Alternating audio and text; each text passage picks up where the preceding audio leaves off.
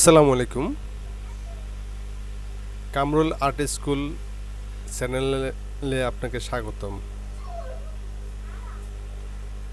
আজকে আমি আপনাদেরকে শেখাবো অ্যাডোবি ইলাস্ট্রেটরের আরেকটি টুল নিয়ে, সেটা হলো পেন টুল। আমি আশা করব এই ভিডিওর মাধ্যমে আপনি অনেক কিছু শিখতে পারবেন।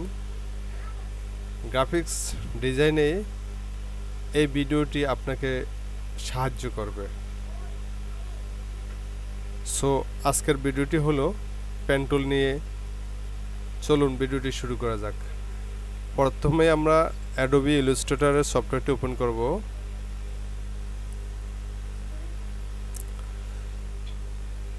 সফটওয়্যারটি ওপেন হওয়ার পরে আমরা আপনাদেরকে পেন টুল বিষয়ে কাজ শেখাবো। আজকের ভিডিওটি অত্যন্ত গুরুত্বপূর্ণ বিগিনারদের জন্য।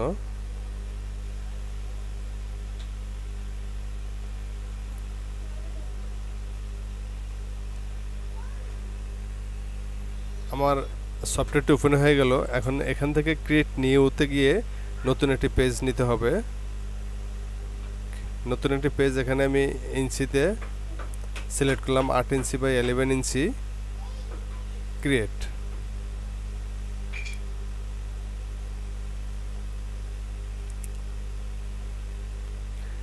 আমার আর্টবোর্ডটি চলে আসলো।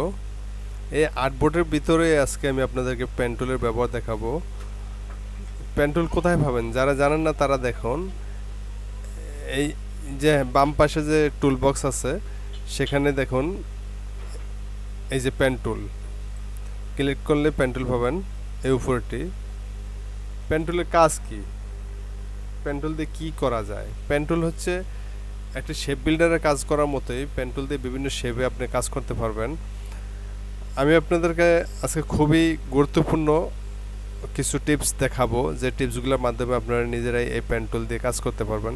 এই যে দেখুন, পেন টুল দিয়ে আমি আমার মাউসে রাইট ক্লিক করলাম, করার পরে এটাকে আমি ডানে নেই বামে নেই, এটাকে মুভ করা যাচ্ছে, উপরে নেই নিচে নেই, যেখানে খুশি সেখানে নিলে এটা মুভ করে যাচ্ছে। যে পর্যন্ত নাকি আমি আরেকটি ক্লিক করব এটি সেখানে ফিক্সড হবে না।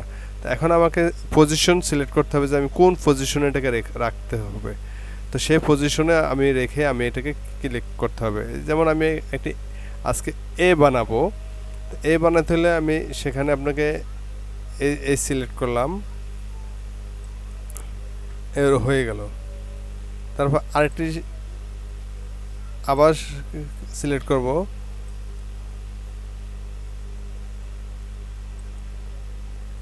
হয়ে গেল। এখন আমাকে এই দুটিকে জয়েন করতে হবে।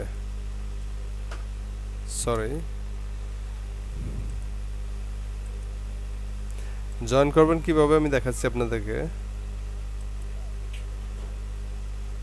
এভারেজ বুথ,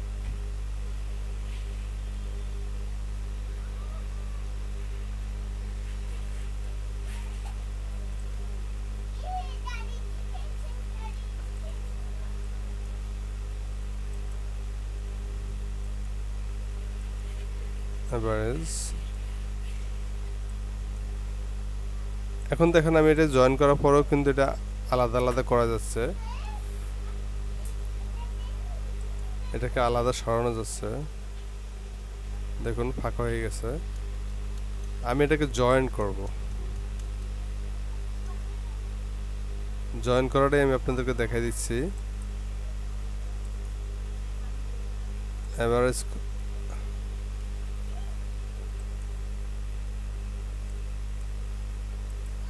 এভারেজ করার পরে এখানে আবার জয়েন করতে হবে। জয়েন হয়ে গেল।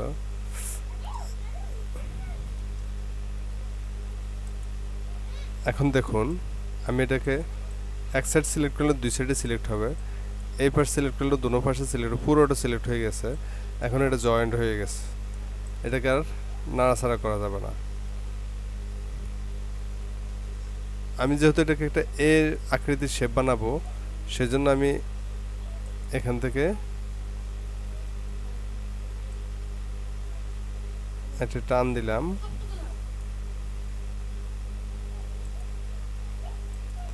এ হয়ে গেল।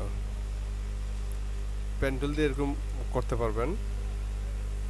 আমি ডিলিট করে দিচ্ছি। তারপরে একটি পাতার শেপ নিব,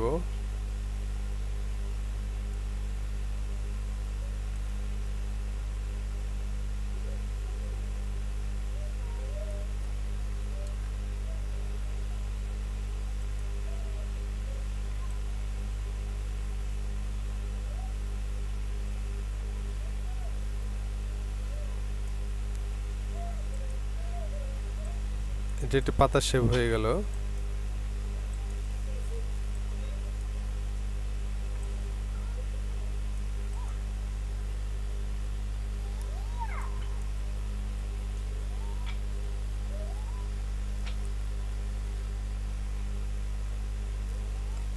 আমি আপনাদেরকে একটি সুন্দর একটা ডিজাইন শিখাবো।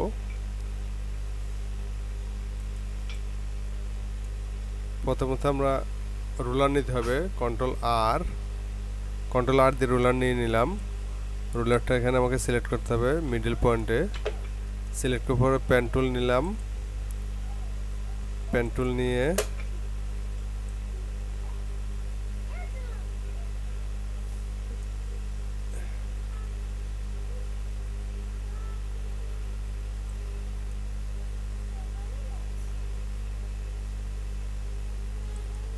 মিডল পয়েন্ট হয়ে গেল। এখন আমি এটাকে ট্রান্সফর্মে এসে রিপ্লেট করব, কপি করার পরে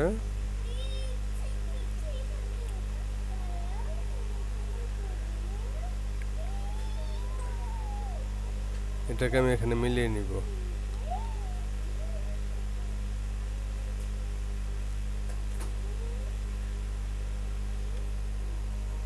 এখন যে কাজটা করতে হবে, রুলারটিকে আমাকে হাইড করে দিতে হবে। রুলারটি আর এখন প্রয়োজন নেই, hide ruler, sorry hide guides, এটা আমাকে এখন লাগবে না। এখন আমাকে এটি জয়েন করতে হবে। জয়েন করতে হলে আবারও এভারেজে, এবার জয়েন হয়ে গেল।